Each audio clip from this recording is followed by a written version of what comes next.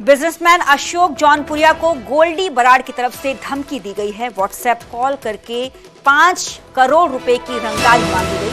रंगदारी नहीं देने पर परिवार समेत हत्या की धमकी दी गई। गोल्डी बराड़ की धमकी से दहशत में जौनपुरिया परिवार है, क्योंकि पूर्व सांसद सुखबीर सिंह जौनपुरिया के बेटे हैं अशोक जौनपुरिया। रंगदारी की धमकी का ऑडियो भी सामने आ चुका है।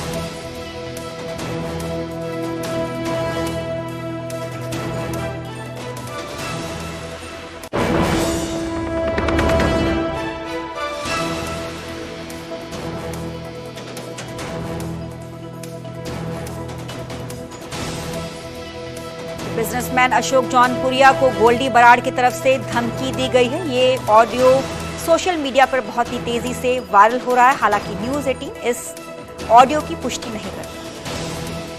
अशोक जौनपुरिया, गोल्डी बराड़ बोल रहा हूँ मैं। अशोक तेरी डिटेल निकाल रखी है मैंने कामकाज की सारी। अशोक बढ़िया पैसे कमा रखे, तूने करोड़ों कर रखे अंदर। तेरे ये ऑफिस सेक्टर 44 85 वाले गुड़गांव वाले सारों की रेकी करा रखी है मैंने। 5 करोड़ रुपया चाहिए भाई तेरे से प्रोटेक्शन मनी। कल तेरे को दोबारा फोन करेंगे कि तेरे को वॉइस भेज दी, कंफर्म करा लेना। ये ना सोचना कोई ऐसे ही तेरे को मजाक कर रहे हैं या फेक धमकी दे रहे हैं। कल तक अपना जो भी विचार हो मेरे को बता देना। और अगर पैसे ना दिए या प्रशासन के पास भाजने की कोशिश करी ना तो भाई तेरा और तेरे परिवार का नुकसान करेंगे, ठीक है? और जरूर करेंगे। बिजनेसमैन अशोक जौनपुरिया को गोल्डी बराड़ की तरफ से धमकी दी गई है। व्हाट्सएप कॉल करके 5 करोड़ की रंगदारी मांगी गई है। रंगदारी नहीं देने पर परिवार समेत हत्या की धमकी भी दी गई है। पूर्व सांसद सुखबीर सिंह जौनपुरिया के बेटे हैं अशोक जौनपुरिया। रंगदारी की धमकी का ऑडियो भी आपने सुना, ये सामने आया है। हालांकि पुलिस का कहना है कि पुलिस को इस मामले में अभी तक कोई भी शिकायत नहीं मिली है।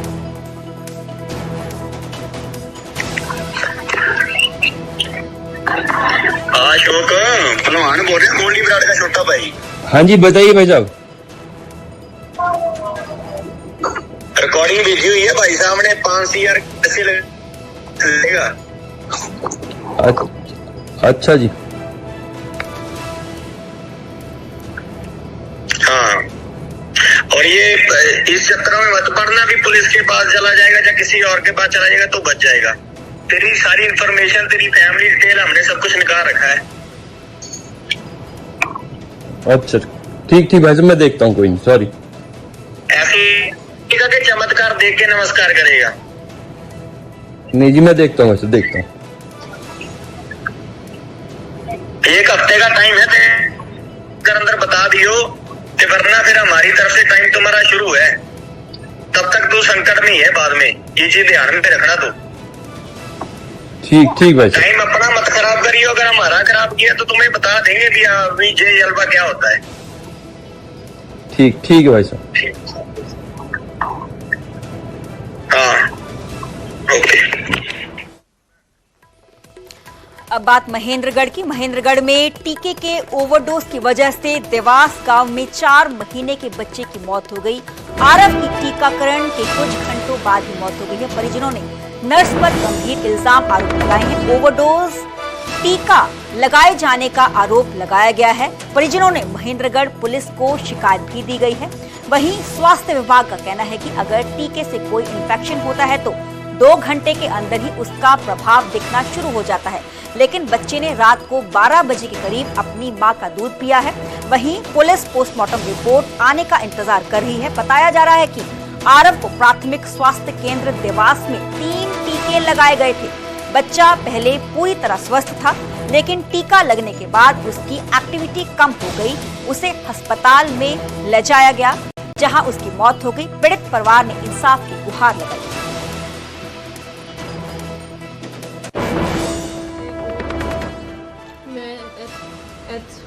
एचपी में सेंटर में से कॉल आई थी। इंजेक्शन लगाने लगी थी मैं। उसके बाद क्या हुआ? तीन इंजेक्शन लगाए उन्होंने 3 बजे। 5 बजे मेरा बच्चा सो गया। 8 बजे एक बार उठा। फिर बाद में तो कोई एक्टिविटी नहीं की।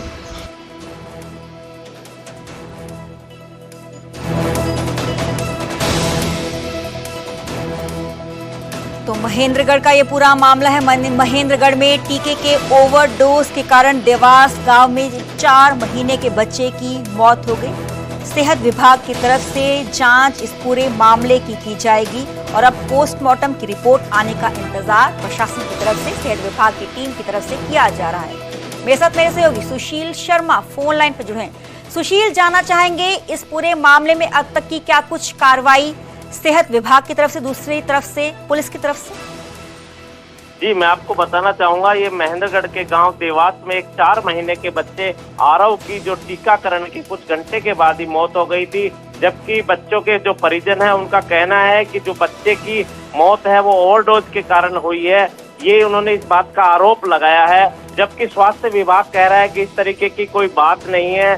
जो अगर बच्चे ने रात 12 बजे दूध पिया है तब तक बच्चे की तबीयत ठीक थी, और ये सब बातों को लेकर पुलिस का कहना है कि शव का पोस्टमार्टम करवा दिया गया है। पोस्टमार्टम रिपोर्ट आने के बाद जो भी सामने आएगा उसके अनुसार कार्रवाई की जाएगी। जी चलिए, बहुत बहुत शुक्रिया सुशील हमें पूरी जानकारी देने के लिए।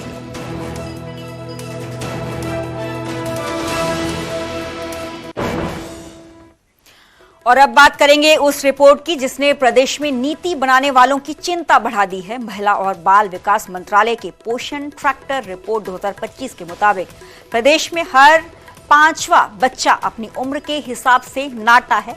चिंता की बात यह है कि हाइट न बढ़ने की समस्या कुपोषण से जुड़ी हुई है।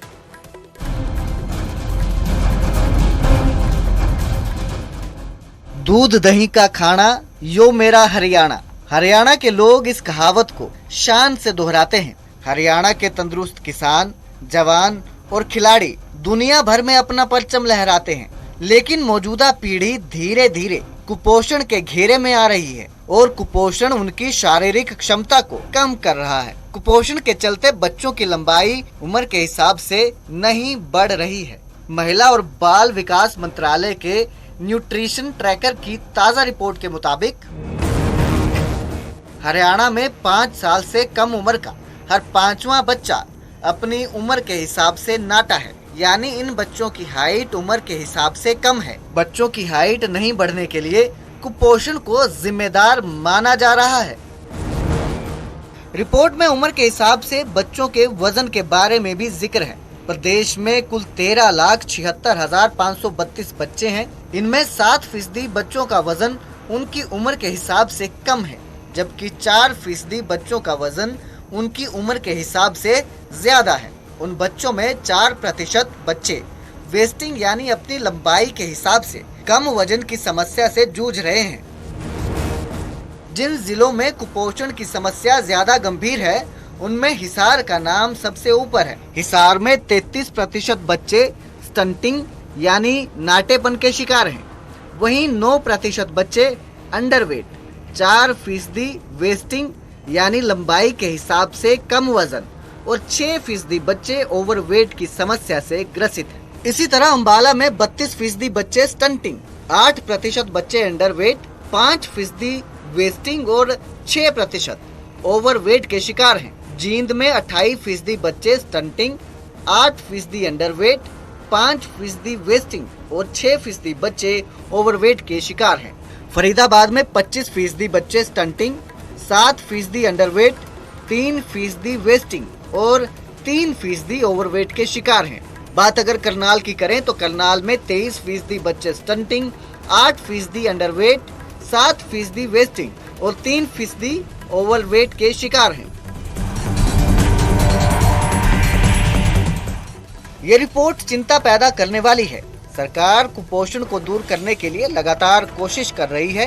राज्य में 25,962 आंगनवाड़ी केंद्र हैं। उनमें 23,447 आंगनवाड़ी कार्यकर्ता और 21,127 आंगनवाड़ी सहायिकाएं हैं। सुधार की दिशा में 149 प्रोजेक्ट भी चल रहे हैं। इसके बावजूद केंद्र सरकार की रिपोर्ट नीति बनाने वालों के लिए चिंता पैदा कर रही है। बच्चों में मौजूद कुपोषण की समस्या कैसे दूर होगी, ये बड़ा सवाल है। चंडीगढ़ से अंकित दुदानी की रिपोर्ट, न्यूज़ 18।